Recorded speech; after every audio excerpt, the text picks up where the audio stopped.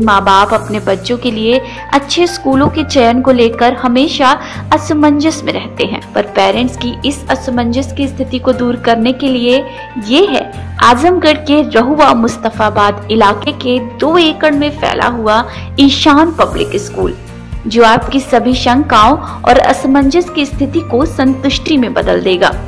Ishan public school CBSE 10+2 school है, जहां बच्चों को सिर्फ शिक्षा ही नहीं बल्कि एक्स्ट्रा करिकुलम एक्टिविटीज में भी बराबर से पार्टिसिपेट करने के लिए प्रोत्साहित करता है। Knowledge is power. We give power to your child. We are Paradise International School, Azamgarh. We provide 360-degree smart classes, digital library, indoor and outdoor games for physical and intellectual growth of students. Special training in the field of athletics. Admission open for playgroup to class 8th. Paradise International School, Kendri Vidyalaya Road, Hirapatti, Azamgarh.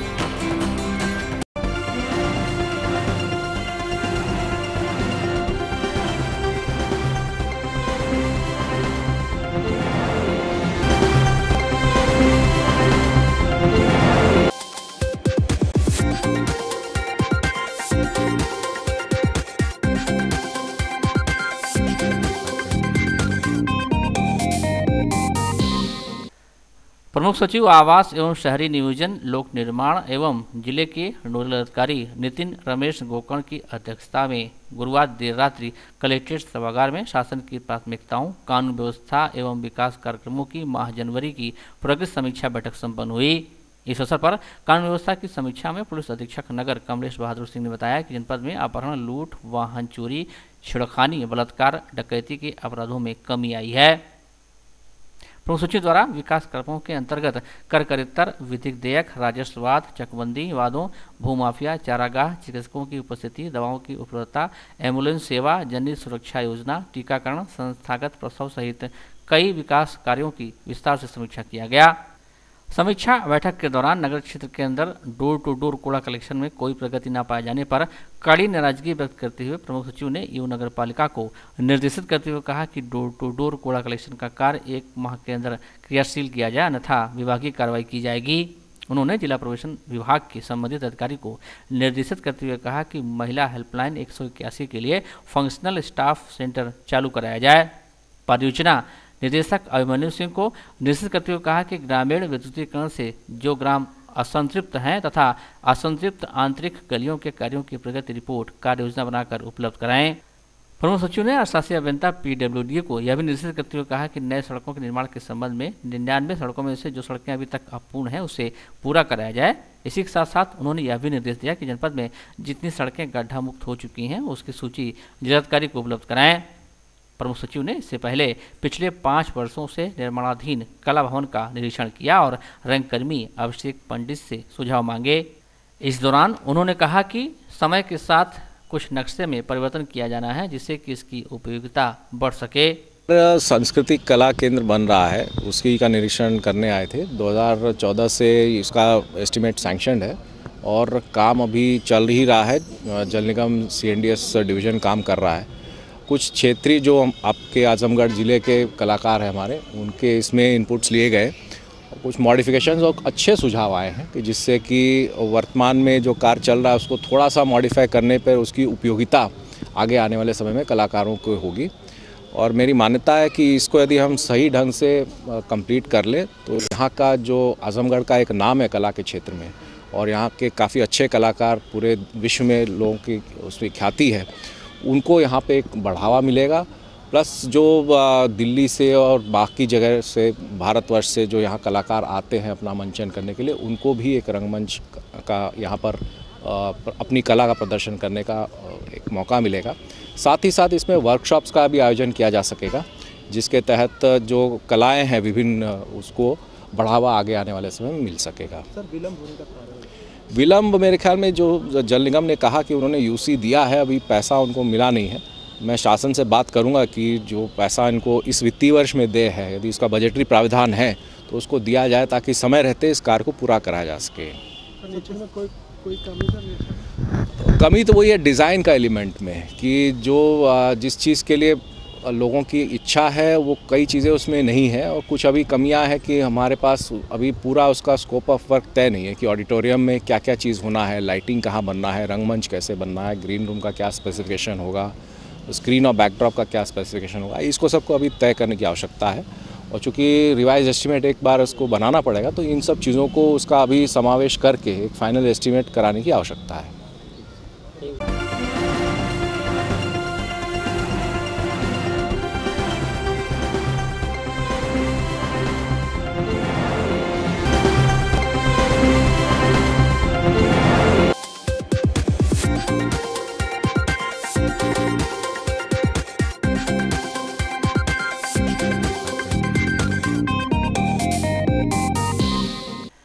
एक मासूम संग दुष्कर्म की घटना ने एक बार फिर आजमगढ़ को शर्मसार कर दिया है।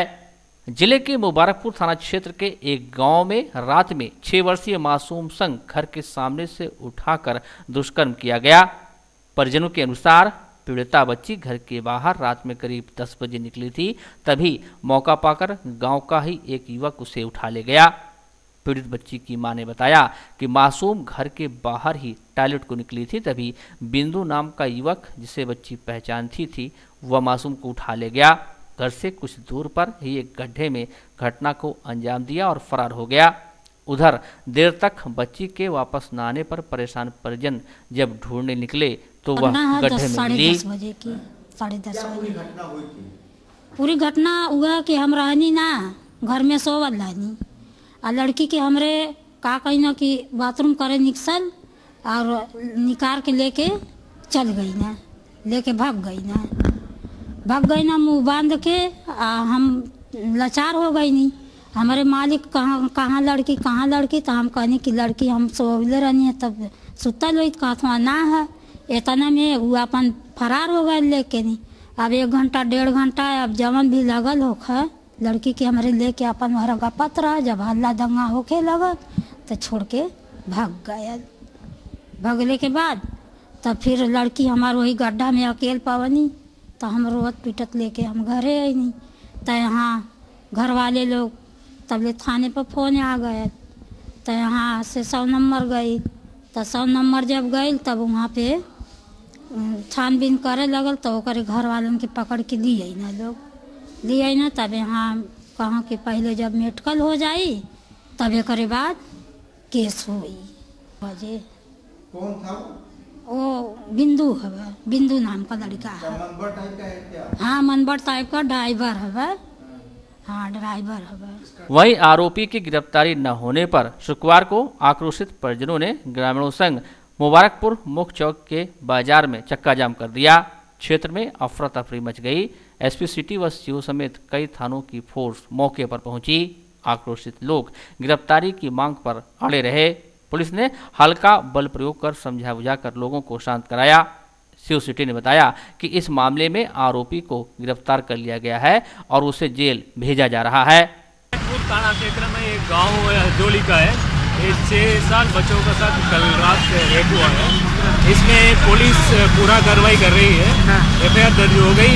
अभी मुलजिम का 10 मिनट पहले गिरफ्तार भी हो गई और बाकी क्या क्या करना है, कार्रवाई करना है, बाकी काम।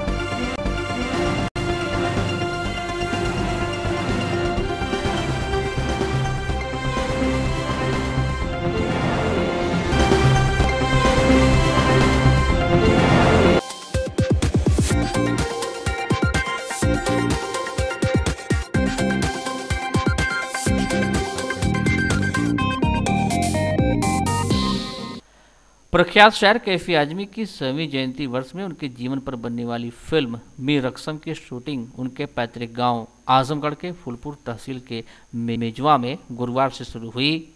जिलाधिकारी शिवकांत द्विवेदी ने मुहूर्त का शुभारंभ किया। मुख्य रूप से कैफी व उनकी बेटी मशहूर अदाकारा शबाना आजमी के बॉन्डिंग को लेकर फिल्म है। खास बात यह है कि शबाना का रोल मेजवा गाँव की बेटी अदिति शर्मा निभाएंगी। कैफी के पुत्र बाबा आजमी प्रोड्यूसर डायरेक्टर हैं। शबाना ने बताया कि उनके पिता की इच्छा थी कि उनके गांव में फिल्म की शूटिंग हो। कैफी अपने गांव के विकास को लेकर हमेशा चिंतित रहते थे। आज उनकी पुत्री शबाना की मेहनत से आजमगढ़ जिला मुख्यालय से 52 किलोमीटर दूर इस गांव में सुविधाओं को देख अंदाजा हो जाता है कि यह वास्तव में आदर्श गांव है। मी रकसम का मतलब होता है आई डांस। यह फिल्म लोअर मिडिल क्लास के परिवार पर आधारित है जिसमें पुत्री डांस करना चाहती है। शबाना आजमी ने बताया कि यह बेटियों के लिए प्रेरणा स्रोत रहेगी। कैफी साहब का रोल मशहूर कलाकार दानिश हुसैन निभाएंगे, जबकि पुत्री का रोल 14 वर्षीय मिजवा गांव की निवासिनी आदित्य शर्मा निभाएंगी। पूरी शूटिंग गांव में ही 17 जनवरी से 2 मार्च तक चलेगी। प्रख्यात अभिनेत्री शबाना आजमी ने बताया कि बाबा आजमी अपने पिता के 100वीं वर्षगांठ पर उन्हें श्रद्धांजलि देने के लिए फिल्म बना रहे हैं। बाबा ने मिस्टर इंडिया, तेजाब, दिल जैसी सुपरहिट फिल्मों में कैमरे से अपना हुनर दिखाया है। आजमी परिवार के लिए ये बहुत शुभ घड़ी है कि आज मेरे भाई बाबा आजमी की जो फीचर फिल्म है मी रकसम, जिसका मतलब है आई डांस, वो यहाँ मिजवा में इसका मुहूर्त हुआ है। एक बार कैफी साहब ने ऐसे ही बाबा से कह दिया था कि बाबा क्या ऐसा मुमकिन नहीं है कि हमारे गांव में कोई फिल्म शूट हो, तो तब बाबा ने हंस के टाल दिया था। आज उनकी बर्थ सेंटेनरी में बाबा ने ये इतना बड़ा कदम उठाया है। हम सब लोगों के लिए बहुत खुशी की बात है कि डीएम साहब और अर्चना जी यहाँ खुद मौजूद हैं। आप लोग इतने सारे लोग अपनी शुभकामनाएं लेकर आए हैं। सबसे ज़्यादा ज़रूरी ये है कि हमारा जो यूपी है, हमारा जो आजमगढ़ है, हमारा जो हिंदुस्तान है, इसमें सबकी शुभकामनाएं हमको चाहिए, क्योंकि कैफी साहब की गांव में ये पहली फीचर फिल्म है जो बन रही है। तो मैं अब ये जो फिल्म है और मैं मिजवा में शूट कर रहा हूँ, मुझे बहुत पहले अब्बा ने कहा था कि बेटे ये पॉसिबल है कि आप मिजवा में शूटिंग करो, मेरे मिजवा में फिल्म शूट करो। तो उस वक्त, और ये मैं बात कर रहा हूँ कुछ 30-35 साल पहले की, शायद उससे भी ज़्यादा, तो उस वक्त तो मुझे पता नहीं था कि ये पॉसिबल होगा या नहीं। तो मैंने ऐसे ही हंस के टाल दिया और मैंने कहा हाँ ज़रूर, इंशाल्लाह एक दिन ज़रूर करूँगा। और अब जो उनके बर्थ सेंटेनरी ईयर है, तो फिर मैंने डिसाइड किया कि ये फिल्म मैं जो शुरू कर रहा हूँ, जो मेरी पहली फिल्म है as a director and producer, तो मैं फिल्म शुरू मिजवा से ही करना चाहता हूँ। और हमारी जो मेन लीड है आदित्य शर्मा, वो मिजवा की ही बच्ची है। तो बस ये सारी चीज़ें, डीएम सर आए, भाभी जी आई हैं और उन्होंने ये मुहूर्त को इतना अच्छा बनाया और उनकी दुआएं हमारे साथ हैं। ये मेरे लिए बहुत साहित्यकार, शायर और इस जनपद के गौरव कैफी आजमी साहब के बर्थ सेंटेनरी पर ये डॉक्यूमेंट्री फिल्म बन रही है, जिसे मैम शबाना आजमी बना रही हैं, जो उनकी बहुत ही ख्याति प्राप्त बेटी हैं, हम सब जानते हैं। आज मुहूर्त सार था, बहुत खुशी हुई यहाँ आकर के। मेरी हार्दिक शुभकामना है कि ये परंपरा उनकी आगे बढ़ती रहेगी और उनका जीवन जान करके लोग उनसे प्रेरित होते रहेंगे। Thank you. गाँव में खुश हूँ कि मुझे बाबा, अंकल, तन्वी आंटी, शबाना बुआ, नम्रता दीदी ने इतना बड़ा मौका दिया मुझ पर भरोसा करके, और इनका भरोसा मैं हमेशा कायम रखूँगी। और तो इस फिल्म में तुम्हारा क्या रोल है और किस तरह की भूमिका ली? मैं ये फिल्म बाप बेटी पे आधारित है।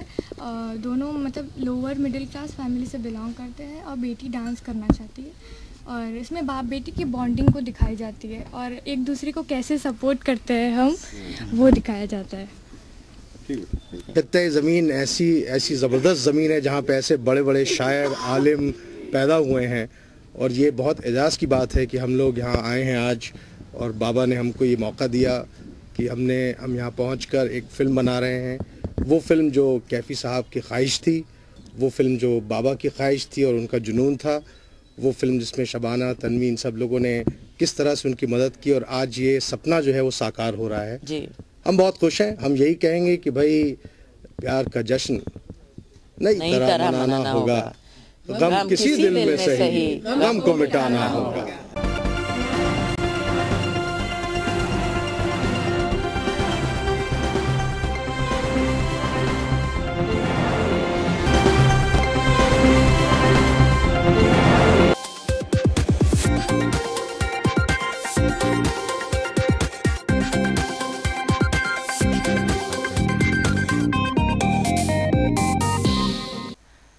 जिले के अतरौली थाना क्षेत्र के देवडी बसीरखा गांव में 2 दिन पूर्व एक परिवार पर धारदार हथियार से हमला किया गया था, जिसमें पति की मौत हो गई थी जबकि पत्नी व बेटी गंभीर रूप से जख्मी हुई थी। मामले में पुलिस ने मुख्य आरोपी को गिरफ्तार कर लिया है। अपर पुलिस अधीक्षक ने मामले का खुलासा करते हुए बताया कि घटना में प्रयुक्त तलवार व कुल्हाड़ी भी बरामद कर लिया गया है। 16/1/2019 को देवडीह गांव में एक हत्या हो गई थी, जिसमें राम शरीफ नाम के व्यक्ति की हत्या हुई थी और उसकी पत्नी और बेटी गंभीर रूप से घायल हो गई थी। जिनको कुल्हाड़ी और तलवार से मार के घायल किया गया था, उसमें उसके पति की मौत हो गई थी। रात में हमारी पीआरबी हमारे सचिव मौके पे गए थे, हम सब लोग गए थे, उनको मौके से उठा के ले आए थे। दोनों महिलाओं की स्थिति बड़ी गंभीर थी, अभी वो जीवित हैं और अब वो खतरे से बाहर हैं, जबकि एक व्यक्ति की मौत हो गई थी। उसमें उन लोगों ने 4 लोगों को नामजद कराया था, 2 गिरफ्तार होकर पहले जेल जा चुके थे। मुख्य अभियुक्त रामबरण गिरफ्तार नहीं हुआ था और आज वो गिरफ्तार हुआ है। जैसा आपने देखा, वो बता रहा है कि पिछले वर्ष फरवरी महीने में जो मृतक राम रहीस थे, उनके बेटी से इनके बेटे का कुछ संबंध था, प्रेम प्रसंग चल रहा था और उसी के नाते जो मृतक है उन्होंने इनके बेटे की हत्या कर दी थी, मारपीट किया उसके साथ और नेक्स्ट जाकर उसकी मौत हो गई थी। और यह व्यक्ति थाने मुकदमा नहीं लिखाया और इनका कहना कि तभी हमने संकल्प ले लिया था कि FIR लॉन्च नहीं कराऊंगा मैं और इनकी मैं हत्या करूंगा। और इसी को लेकर के उसने अपने साले को बुलाया और पर 16 तारीख की रात में 2 बजे करीब घर पे गया उनके, जहां वो सो रहे थे, वहीं पर उसने कुल्हाड़ी और तलवार से प्रहार किया, जहां उनकी मौत हो गई थी और उनकी महिलाएं ने बचाने का प्रयास किया, वो गंभीर रूप से घायल हो गई थी। अब उसमें 4 लोग नामजद थे, 3 गिरफ्तार हो चुके। इसका जो साला है, जो सह अभियुक्त है अरविंद, वो अभी बचा हुआ है, उसे भी जल्दी हम लोग गिरफ्तार करेंगे और जेल भेजेंगे। आरोपी ने हत्या को लेकर सनसनीखेज खुलासा किया है। आरोपी रामबरन पुत्र बुझावन ने मीडिया के सामने अपनी करतूत को पिता धर्म का पालन करने वाला बताया।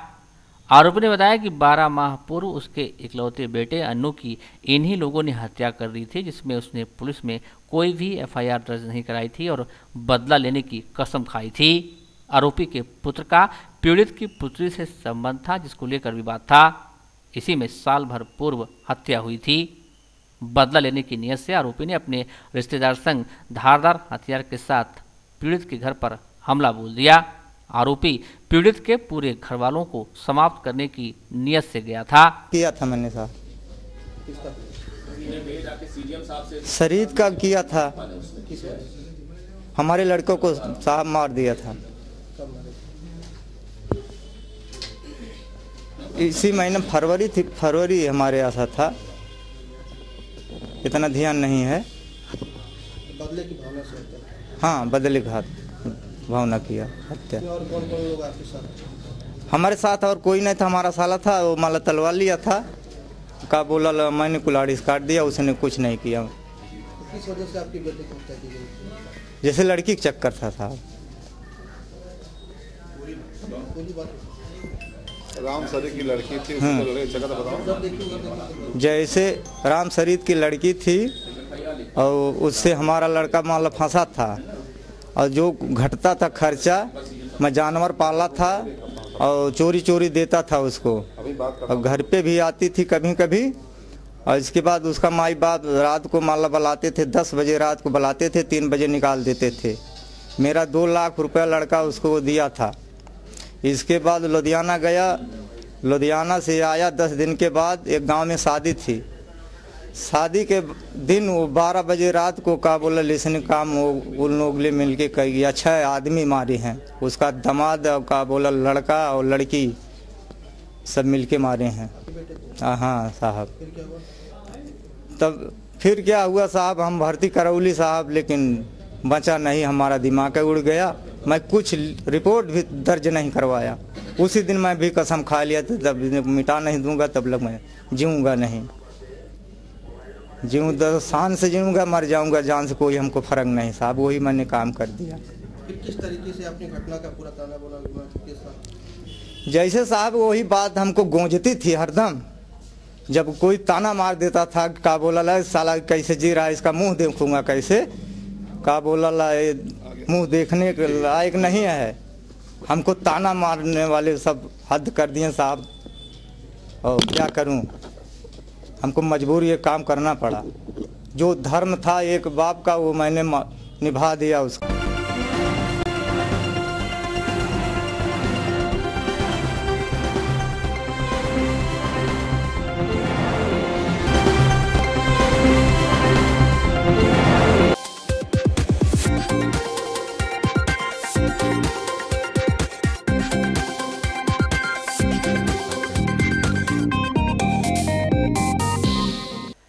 सोसाइमो इंटरनेशनल लिमिटेड लंदन के संस्थापक निदेशक, आजमगढ़ के जहानागंज के सोनापुर गांव के मूल निवासी एवं ब्रिटिश स्टील यूनाइटेड किंगडम के पूर्व बिजनेस डेवलपमेंट निदेशक डॉक्टर सूर्य कुमार सिंह ने शुक्रवार को पीडब्ल्यूडी निरीक्षण भवन में आयोजित प्रेस वार्ता में कहा कि वह देश के प्रधानमंत्री नरेंद्र मोदी के मेक इन इंडिया के लिए प्रतिबद्ध हैं। मेक इन इंडिया से प्रभावित होकर वह भारत में जल्द ही ब्रिटिश डिजाइन और तकनीकी के साथ उच्च गुणवत्तायुक्त उत्पादों का विनिर्माण शुरू करने जा रहे हैं। डॉक्टर सिंह वाराणसी में 21 से 23 जनवरी तक आयोजित होने वाले प्रवासी भारतीय सम्मेलन के लिए भारत आए हैं।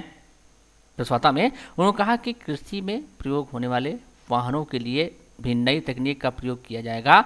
यूरोपियन तकनीकी से बने वाहन हल्के और मजबूत होंगे, जिसमें ईंधन भी कम खपत होगी। उन्होंने कहा कि देश में ट्रैक्टर और ट्राली से सड़कों पर बहुत सी दुर्घटनाएं होती हैं। इसके पीछे सबसे बड़ा कारण ट्राली में बैक लाइट और ब्रेक का न होना है। आने वाले समय में सुरक्षात्मक उपायों के साथ ट्रैक्टर ट्राली का विनिर्माण होगा। इसके लिए वह जमशेदपुर की ASL इंडस्ट्रीज के साथ संयुक्त रूप से काम करेंगे। उन्होंने कहा कि मेक इन इंडिया ने भारत में मैन्युफैक्चरिंग के क्षेत्र में एक नया आयाम जोड़ा है। भारत में बहुराष्ट्रीय और घरेलू कंपनियां अपने उत्पाद को बनाने के लिए प्रेरित हुई हैं। इससे रोजगार के अवसर भी बढ़े हैं। कहा कि भारत में जब मैन्युफैक्चरिंग होगी तो उसकी लागत कम आएगी, जिससे फायदा सीधे जनता को मिलेगा।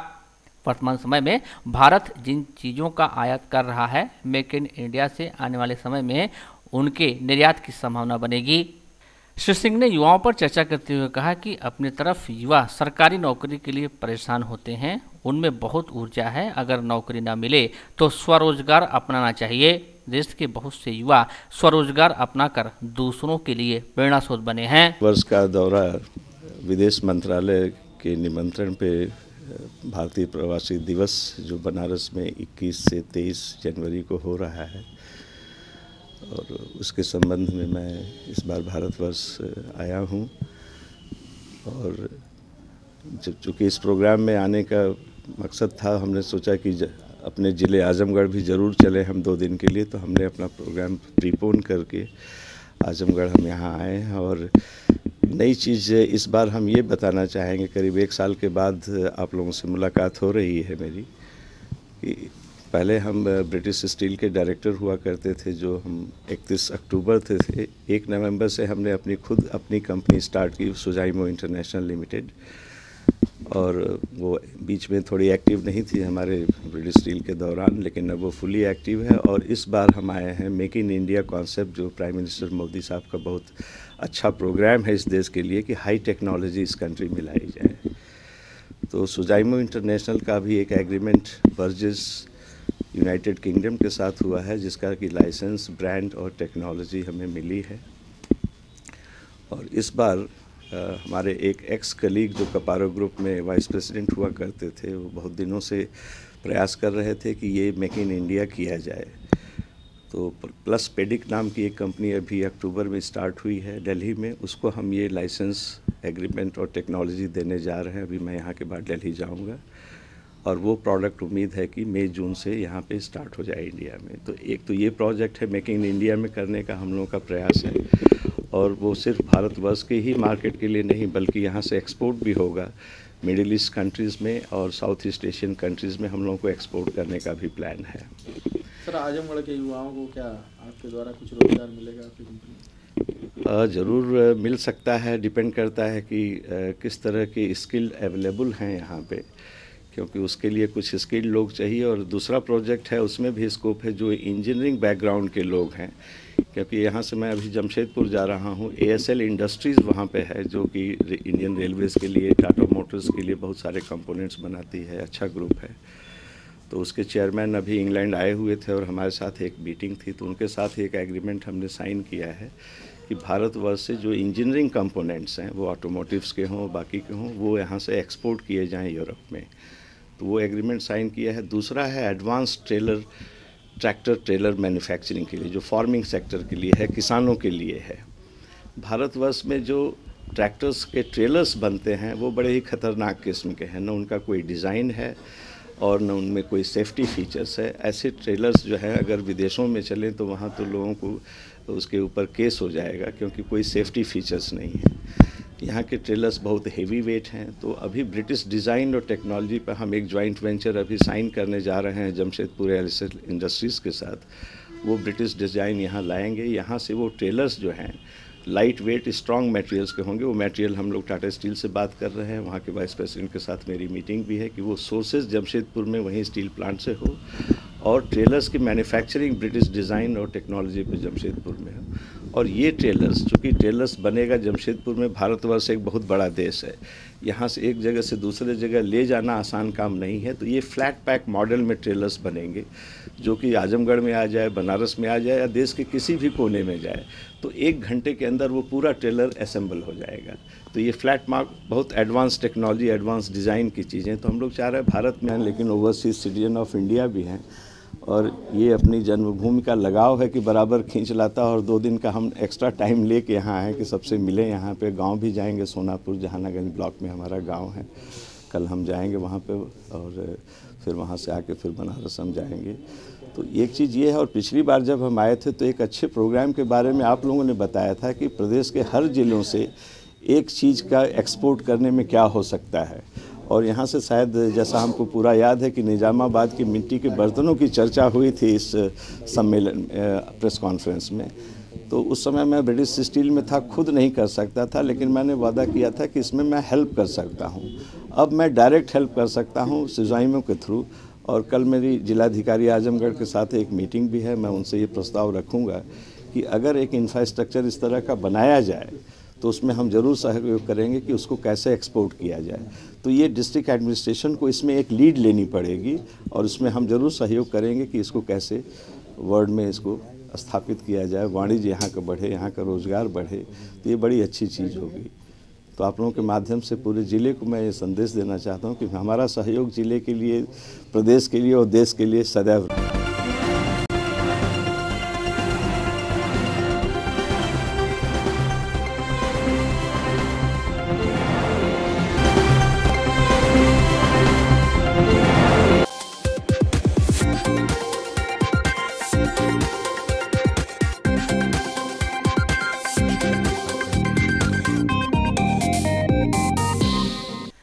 शुक्रवार को मंडलायुक्त कार्यालय में सामुदायिक आधारित पाइप पेयजल योजना के संबंध में मंडल स्तरीय कार्यशाला का आयोजन किया गया, जिसकी अध्यक्षता करते हुए मंडलायुक्त ने कहा कि वर्तमान में यद्यपि की पेयजल की उपलब्धता आसान हुई है, परंतु उसका अपव्यय भी काफ़ी बढ़ा है, जिसके कारण पेयजल का एक बड़ा हिस्सा लगातार व्यर्थ हो रहा है।